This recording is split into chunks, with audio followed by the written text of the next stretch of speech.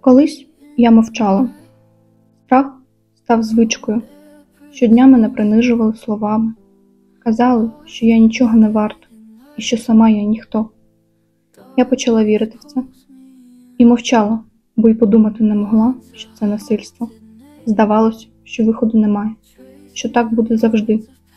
І тільки коли все це стало просто нестерпним, я зважилася звернутися по допомогу. Так я дізналася про безпечний простір. Психологічні консультації, ком'юніті, підтримка – все це стало новим початком.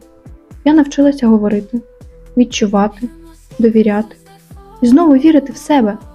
І хоч я досі вчуся, вже не боюся просити про допомогу і більше не соромлюся свого минулого. Бо тепер я знаю, це не про слабкість, це про шлях до себе.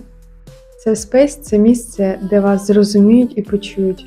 Ми пропонуємо підтримку та допомогу. Ми поруч.